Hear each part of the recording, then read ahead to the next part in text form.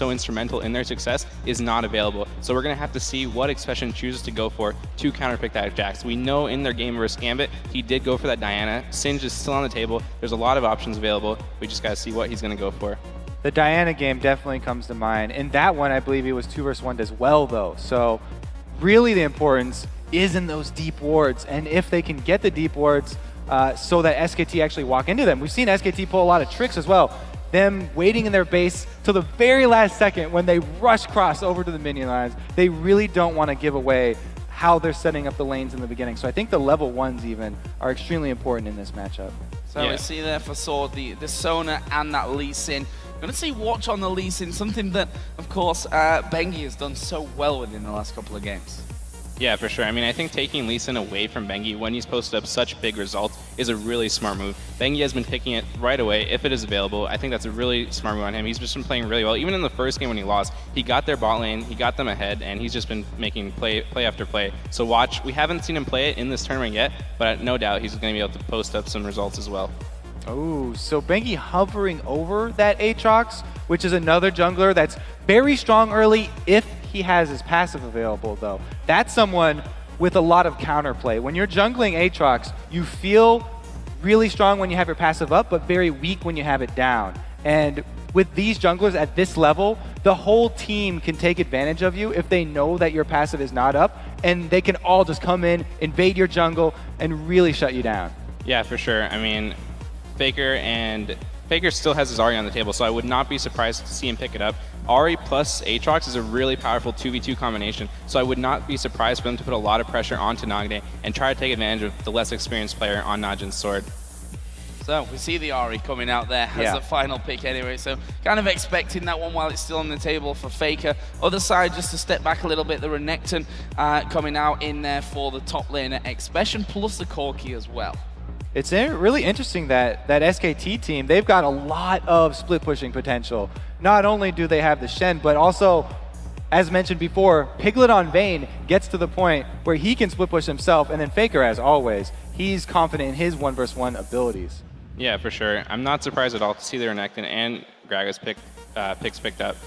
Renekton has been huge this tournament. It's just Impact and Expression's go-to champion. When you want someone who's just going to consistently do well in their lane, push out and put pressure, and allow the rest of the team to carry, Renekton is your go-to. And Nagne picking up that Gragas, it worked phenomenally for him in the first game versus Faker's Ahri. He's just looking to repeat that success once again, so let's see how that goes. And this time around, there's no Bengi Lee Sin that's going to come around to behind his turret and snipe him. So hopefully he'll be able to hold on to his life a little bit longer. Well, there is the Aatrox that could come behind his turret and snipe him off. We'll have to see how that one goes. But, you know, the question again that I have to ask is, can they adapt here to things? I mean, they did adapt, let's be honest, for game number 2. It was a very one-sided affair, that SKT win. Is this composition different enough now from Sword? I mean, I like the change, especially taking away that Lee Sin, because he was the one who got it rolling, especially down in that bottom lane. You know, if they won't adapt their in-lane play, then taking away that champion's huge. But Aatrox is something I'm really a fan of, and I like this substitution here. Bengi going to that one next.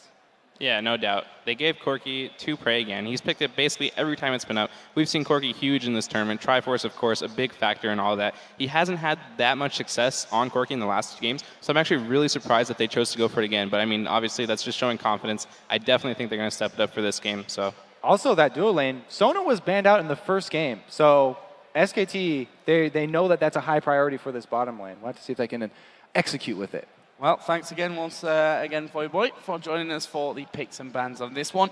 We'll see you again before game 4. However, we are going to move into game number 3 right now as SK Telecom T1 take on Najin Black Sword. The scoreline, we're tied at 1-1 here in this best of 5 game. And we'll see how well Sword can do in this matchup.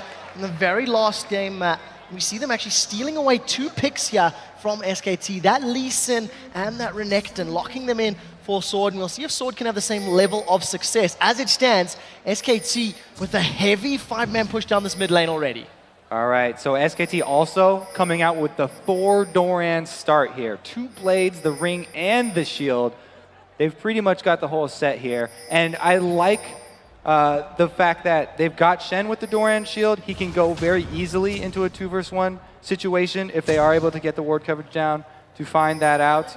And Aatrox as well. Jungle Aatrox always starts with a Doran's Blade because he doesn't need any sustain from items. He won't buy a lot of potions. His W will sustain him up easily throughout the jungle. Whenever he gets below 50% HP, it triples the heal. So look at this here. Sword did exactly pretty much the same as we saw from them at level 1 in game 1, where they headed down towards that bottom side by the red buff. Not quite getting the same wards in there. They've got one by the red, but not one a little bit deeper. And we saw that SKT set up this trap, but Sword not going to walk through. Sword right now, they're stacking up towards their own blue buff area. Gonna hang around, play a little defensively. This is the first game that we've seen Sword not getting those very, very deep wards down on the SKT jungle. And this time around, they're just gonna have to do a little bit of guesswork as to where those lane matchups are gonna go. Nagne playing his Gragas once again, coming up against Faker Zarya. It went very well for him in game number 1. He'll be hoping to repeat the success here in game number 3. So blue buff start for Watch. He's going to be helped out by Expression, who will be taking this 2v1. As I say that, 2v1, he's moving down into the bottom lane, and it's looking like it will be a 1v1 as Impact is moving over. This is an interesting start from SKT. So both of these solo laners shared blue buff experience with the jungler, but actually it's going to be Expression down to the lane first, so he's going to have the experience lead on Shen in this situation. And both of the junglers are looking to steal away red, so it's going to be a red trade for each of them.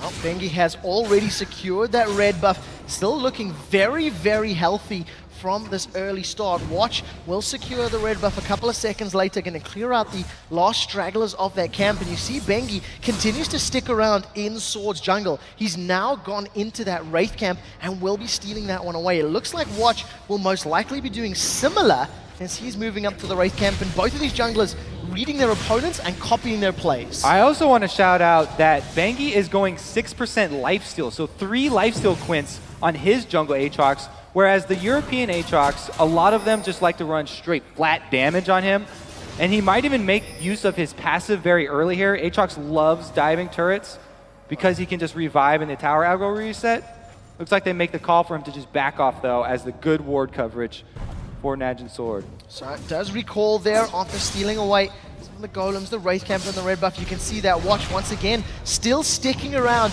in the jungle here of SKT.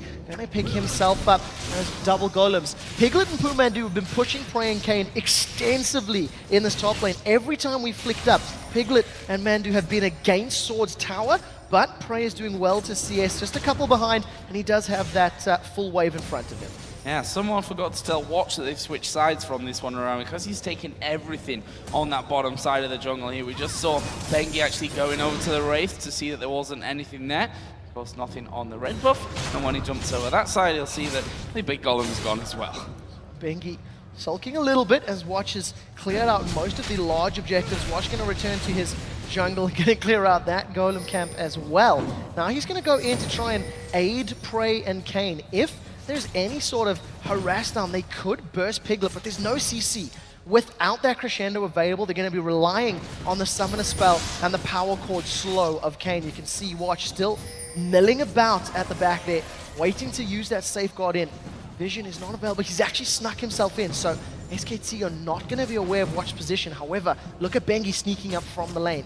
Aatrox is available to counter gank. Now in the early 3v3 situation, if SKT don't have Pumandu being initiated on, then Aatrox will come out ahead because he's got his passive. Gonna dive in onto the side. It will be Watch that they focus on. He's actually knocked away there by Piglet, and everyone losing a little bit of health. Prey down to half there. Watching a similar scenario, but no first blood here. Yeah, more flashes burned on the side of Sword though, so overall, SKT come out a little bit further ahead. I want to see how it affects them. Impact right now farming up under his tower. Expression gonna be doing some lane cutting as it were, getting between both of those towers and just really holding on to the wave, knowing that junglers were top lane. Prey takes a massive condemn into the wall. Continuing the aggression here from Piglet and Pumandu, but you've got to give props to Prey. He's only a couple CS behind. Look at Expression, they're going to be stealing away those golems as well, something that Watch did a little bit earlier on.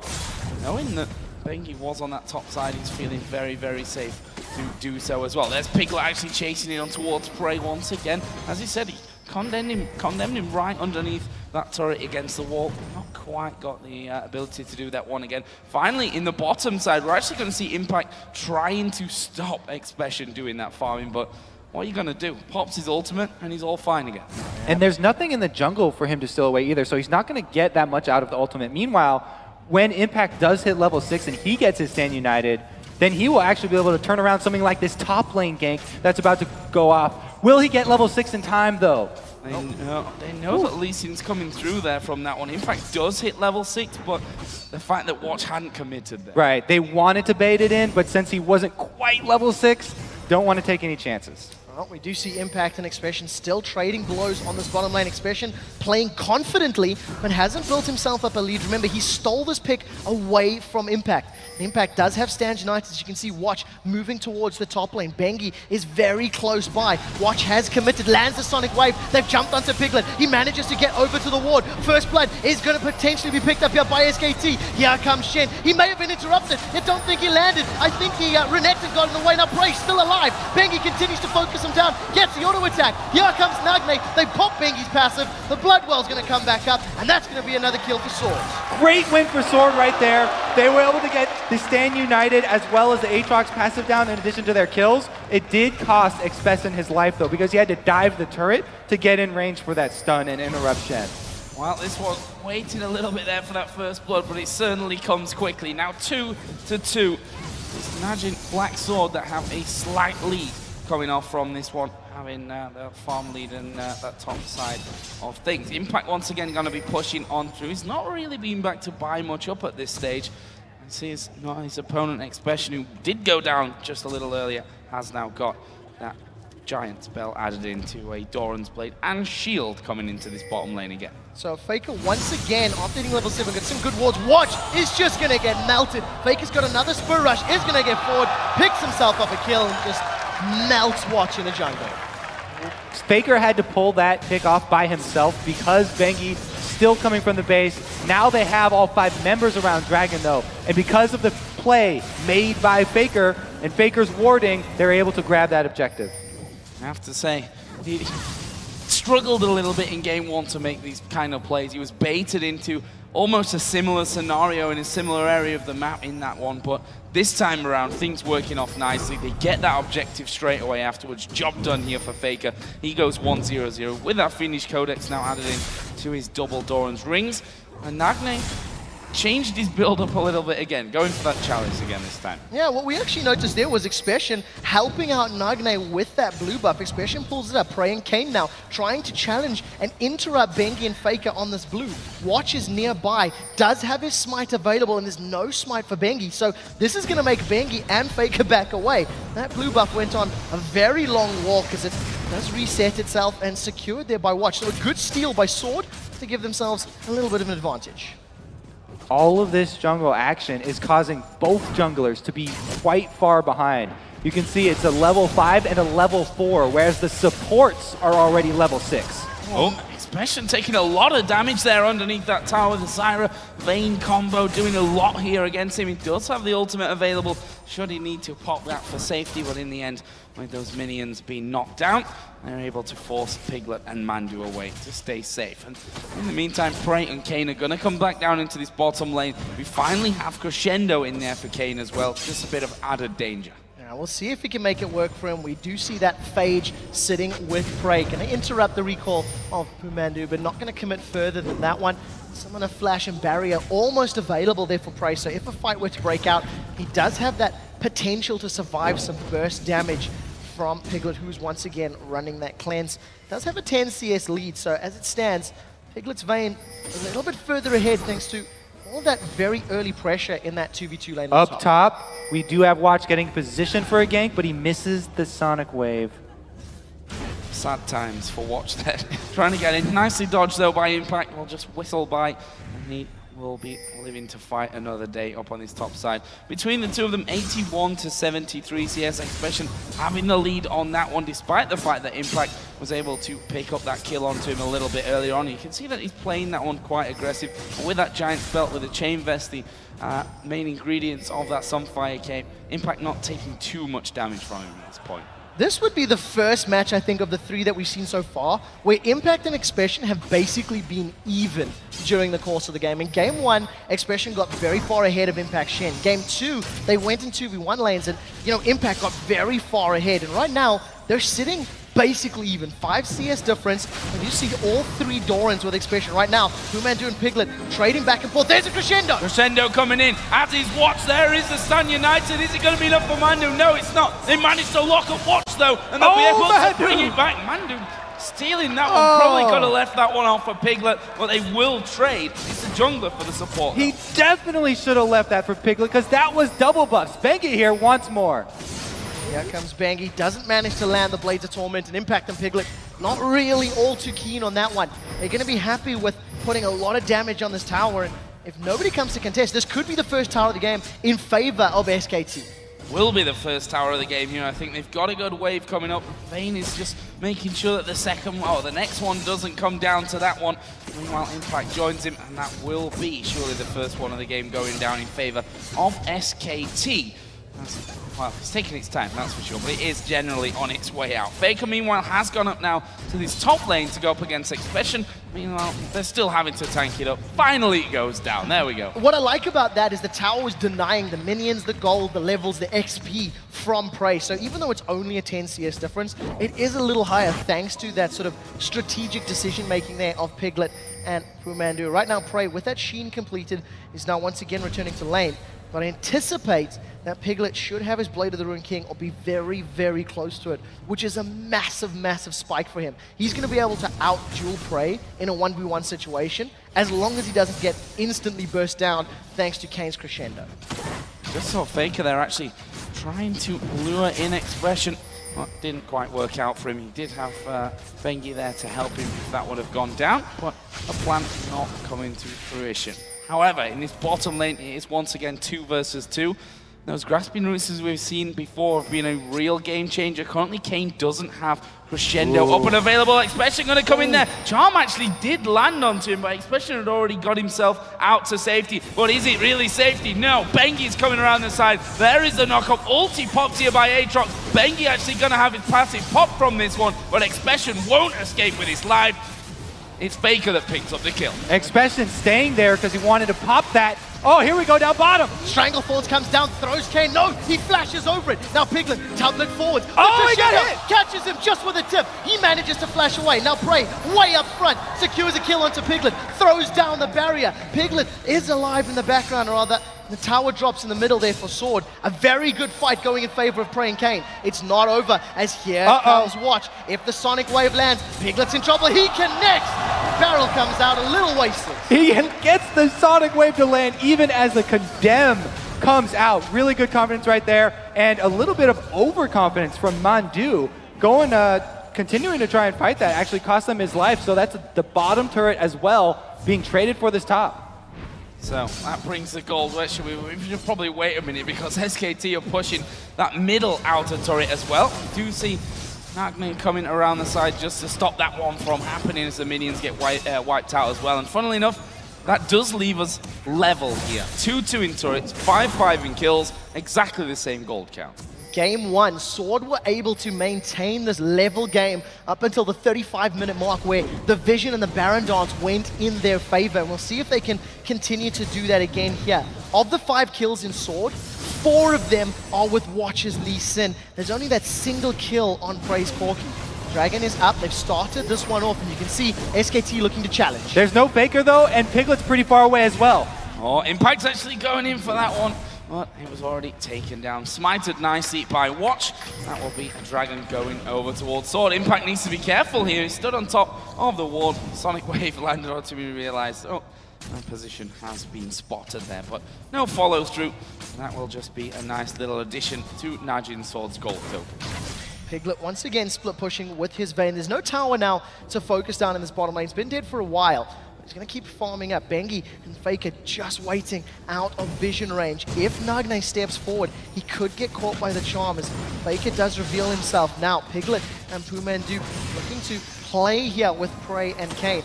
Trading a little bit back and forth, and Piglet and Pumandu realize maybe they're a little too far if they chase past the river and back off safely.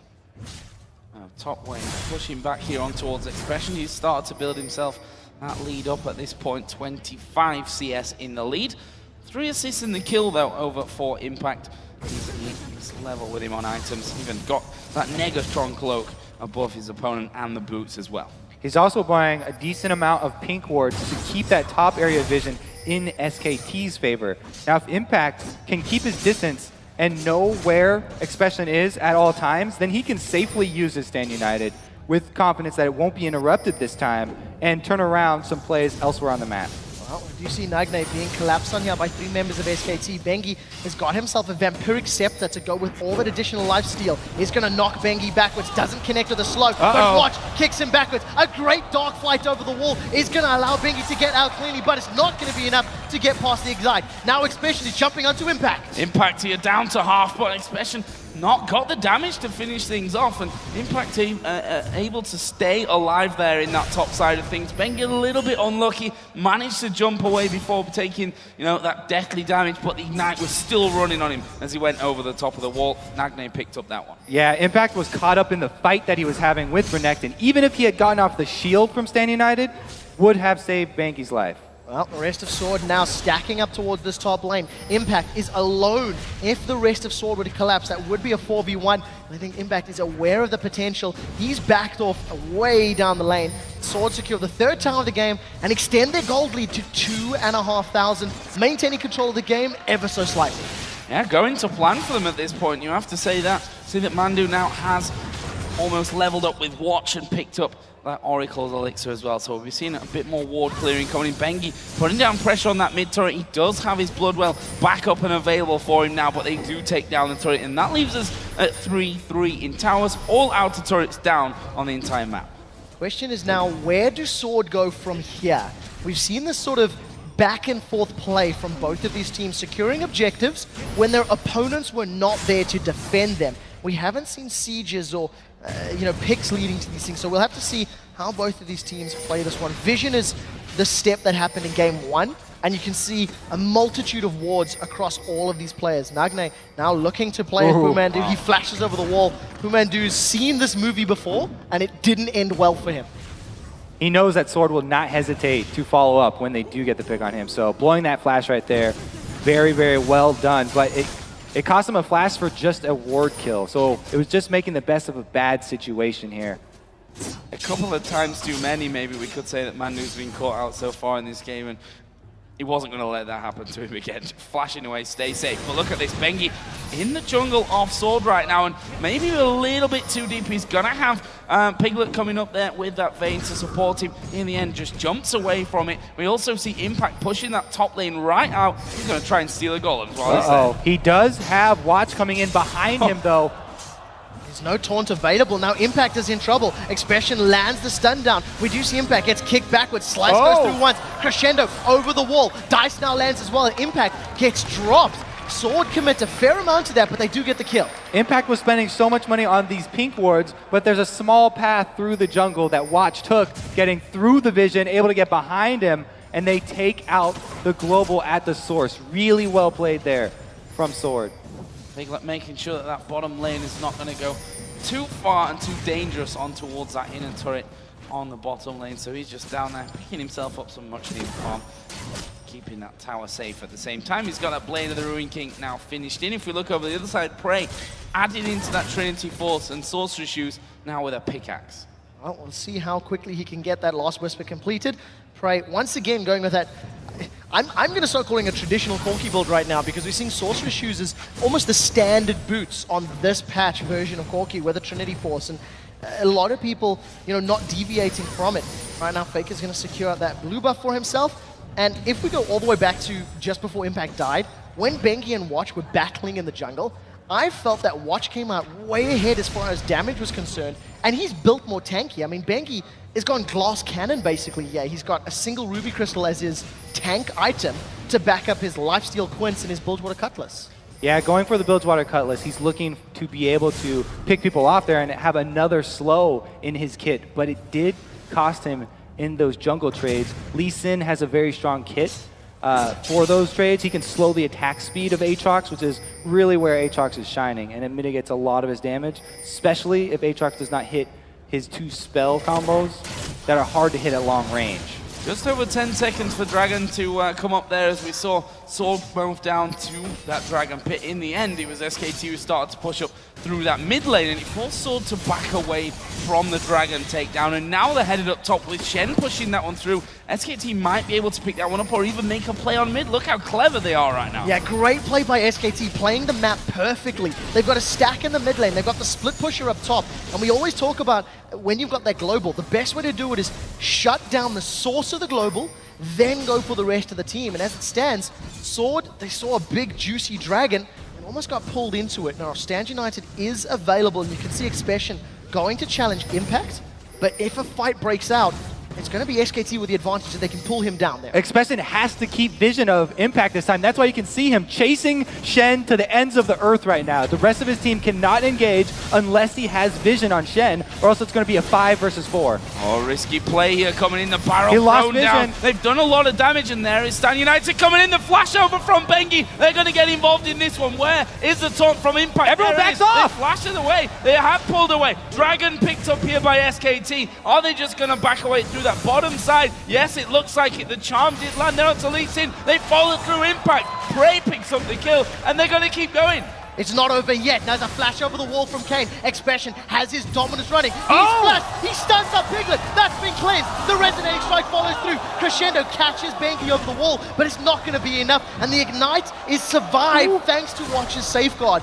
Dragon was secured by SKT, but they lost a single kill, and now they're red buff. Those cleanses from Piglet so far have been clutch. It is a pretty good trade, doing Dragon for just 1 kill, but they also lost mid power. Oh, Faker's in trouble there. That was a flash body slam he from got Najin. He gets him with the ultimate. Now Bengi's caught out. He manages to get popped. The Bloodwell's been activated. Najin's going to throw down a barrel. That explodes. That's 2 kills now for Sword. If they want the tower, they can get it. Instead, they're going to back away. Nagne creating plays once again on Faker. What a beautiful job right there. And they also bait in. Yes, the body slam into flash once again so that there's nothing Faker can do to dodge it. And then he ends it with his ulti. Baiting Bengi in is just icing on top of the cake, because not only do they get another kill, but they also take out his passive for another 3 minutes and 45 seconds of Aatrox downtime. Yeah, Faker's flash out there. He actually flashed at the exact same time there and didn't quite get away from it. Not the ideal play coming out, but it's another kill over towards Sword. That's why people do the taunt into flash or the body slam into flash, because it's so hard to dodge that. Whereas if you flash and then throw your spell, they can dodge the animation of your spell with a flash of their own. Well, right now, that is great Gragas play from Nagne. 2-0-3. He hasn't necessarily shut down Faker like he did in game 1. It definitely feels like those barrels are having an impact in this matchup. He's played Gragas in all 3 games. If Sword pick up a win here, you have to imagine SKT may consider banning that champion in the next one. We do see now that Prey as well as Nagne hanging out in the mid lane. They managed to root up Nagne. You can see the rest of Sword grouped up towards that blue buff and top lane area. They want to now stop playing the map. They're playing the same game SKT were a moment ago. Especially put this top side Impact, the only man currently to defend that tower, as Sword moved 3 or 4 men over to defend it. SKT having to do the same there with Piglet and Bengi coming around, but that Corki taking chunks out of everyone. So the siege from Najin Sword works like Gragas clearing waves with his normal barrels and then saving the ultimate. When he knocks people away, it allows Corki to get Trinity Force procced auto attacks onto the turret. Oh, we do see the taunt almost landing there for Impact. Not going to connect this time round. The ultimate is not available for Nagne. You can see it was popped in that last little trade. There's no Bloodwell for Bengi. He's forced to use that Dark Flight to get out. A good grasping route's going to lock up Sword, but this should be the tower as Prey continues to hammer it down. There's those Trinity Force procs you're talking about.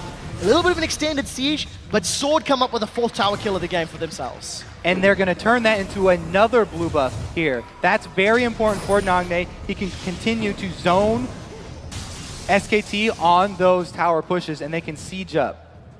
Now, let's have a look then down some of the items while we've got maybe a little bit of a breather in this one. I'll not call that one just yet. For Faker, DFG obviously from earlier on, moving himself up to what looks like will be that death cap within the Silage Rod and the Blasting Wand. Other side, very similar side obviously from that first item. The Athenes was picked up first. And their farm between them very, very even at this stage. The AD carry is a little bit different from that. We can just see the gold there is so close, 8,900 to 9,000 gold between the two mid laners. I also feel like this particular game, Expression's Renekton is having a much bigger impact than it did in the previous matchup where he was playing Jax into that Renekton. He's being a presence in his team, provides that dominance, and the meat wall that he's been playing is working into Najin Sword's favor. We also seen Prey securing that blue buff for himself, which is also something that Sword did in game 1. Again, we talked about the effectiveness of a blue buff on Corki, and now that they are able to have that plus the blue buff on Gragas, they have a huge advantage in the next push. You do see now Sword roaming towards this bottom lane. We always talk about going to the source of the global and killing it, but it did look like Impact got out of vision of Expression, and the rest of Sword backed away, realizing actually Baron was a very juicy target. If they focused Impact down, it could have allowed SKT onto the Baron. And we get a little bit of a misposition here as SKT could collapse on Sword from multiple angles. Recall pings come in loud and clear, and Sword back away. And I still want to highlight, Bengi, no additional items after that Ruby Crystal and that Bilge Water. He doesn't get any combat effectiveness from those home guard upgrades that he got for his boots, so you won't see him coming out ahead in those trades anytime soon.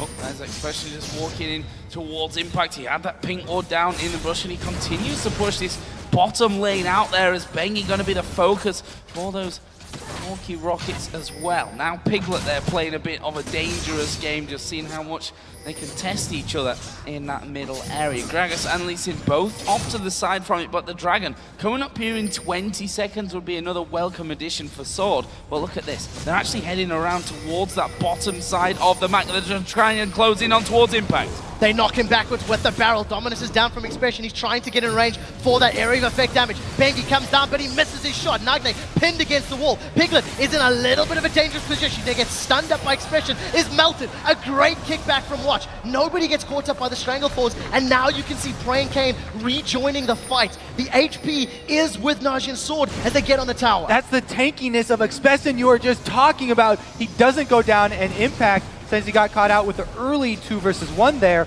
does go down, and Bengi missing that Dark Flight was only hurt them even more. Sword picking up another turret in this one. 5-3 now they lead.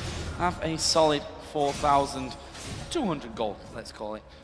They lead. And in game number 1, they certainly took a lot longer to close things out. Guaranteed it wasn't such a one-sided match as we saw in game number 2. They've just taken themselves another Dragon now, but slowly but surely, they're getting the job done. It's not about how fancy you do it and how quick it's about getting that job done. And Najin Sword do have longer average game times as well, so they normally close them out a bit slower. Well, we do see now Sword continue to build up the tankiness. There is a Negatron Cloak now sitting in Prey's back pocket. We can see that Randian's Omen plus a Negatron Cloak with Expression. He's got no additional offensive items, just going to rely on that sort of ultimate percentage HP damage and the Sunflare Cape to shred through your opponents. And when you've got over 3k HP and great resistances, it's very difficult to get rid of him. So you can see Expression shoving out that top lane while the rest of Sword grouped in the middle lane. Stand United once again available from Impact. And I have to say, his Shen has not necessarily blown my mind. Game 1, it was first pick, didn't offer that much. Game 3 now, first pick, still not offering as much as I think SKT were hoping. Since Najin are all grouping up in the mid lane here, it's going to force something from SKT. SKT having Shen split pushing, he's going to have to join the fight if there's a hard engage. This is all on the next Gragas ulti. Oh, Barrel's rolling in there as well. That turret now down to half. They managed to avoid the damage and knock up out of Bengi. There is Watch right at the front trying to get involved. Bengi, blown up.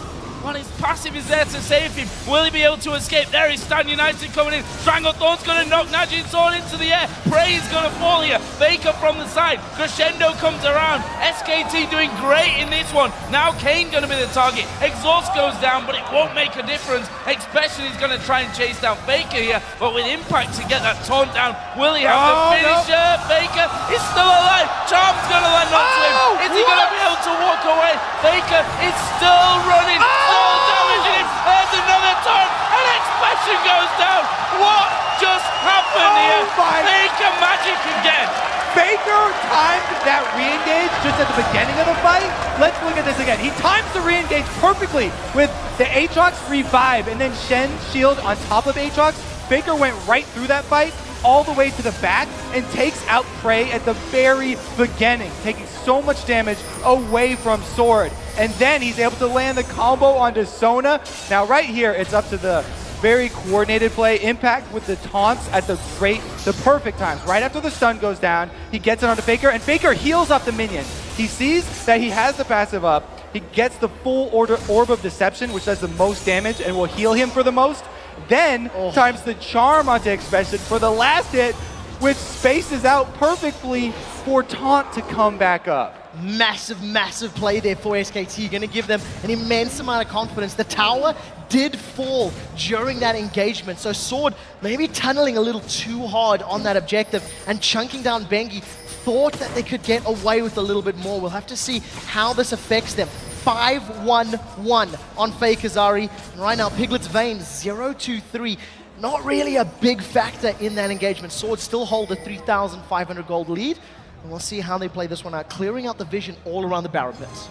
Don't think we can ever count SKT out at this stage when they can make plays like that, when Faker can come in and do incredible things as he once again lines up the charm there. Didn't quite connect this time around. And Kane can thank his lucky soul for getting him out of that one. Meanwhile, Impact pushing, surprise, surprise, that Shen down in this bottom lane.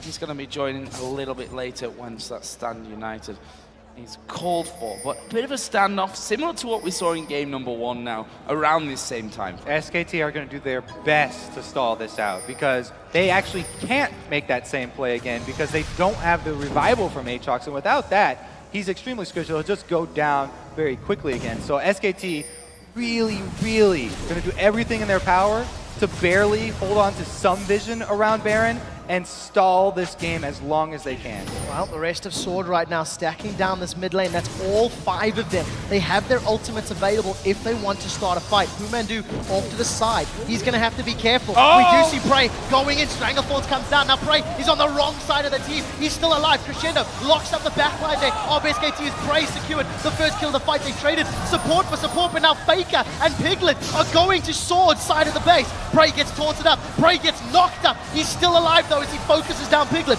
This is a fight going in Sword's favor. Impact still alive. Fails his dash to the wall. Flashes away. He's going to get shut down by Sword. Faker died there at the end as well, and honestly, they can leave Impact alive. He's going to have to recall here. Meanwhile, Sword going to push through. He's going to call out. Prey going to chase this one down, and it will be another kill. He's still alive. Surely can't escape this one. I'll happily eat my words though if he does. He's headed off in towards the base right now. Meanwhile, they're still pushing off. Here is Impact. What's he going to do? Close. Flashy finish right there. Taunts his face right into the wall, and Prey's able to finish him off. But that was he'll delay long enough that the ace didn't come through. Now they have control over Baron, and they're turning on it very quickly. Well, Prey and Watch now hammering away on this one. SKT, even though they've got a lot of mobility, are miles away. Baron's going on. Talk to us through this fight. As you can see, Baron in picture. So like we said, SKT wanted nothing more than to stall this game out, but because Mondu gets caught out of position, Faker takes the initiative again to go answer. He takes out the Sona, but then, Impact into the Bengi stun from Dark Flight is not enough to hold down Prey. And Bengi, without that passive we talked about, after he goes down, not coming back up, Expression this time able to chase down that Ahri and finish off Faker. Revenge to be had there, I think, from Expression after that previous encounter in mid. The Baron was taken while we were watching that replay there by Najin Black Sword. That gives them just an incredible advantage now moving forward with that inhibitor down in the middle lane, with the top lane and the bottom lane only having the inhibitor turrets left remaining. This is close stuff once again. SKT just holding on to this game. Yeah, and so crucially, in that previous team fight, Prey actually committed, jumped onto Pumandu, and I panicked for him. I was like, you're going way too deep, man. He had Shen and Aatrox jumping onto him, but so crucially was able to survive. Well, you see Expression is now caught out Impact, throws down the Randian's Omen, does get taunted up. Now Watch has chased him from behind. He's landed the Sonic Wave. That is going to kick him straight back into the rest of the team as well. And, well, I'm afraid you don't escape these ones. Impact did manage to get the taunt off there finally, but that is the Shen down. That's a minute death timer now. Bad news for SKT. Second time in a row, someone from SKT getting caught out. Najin now gonna push in.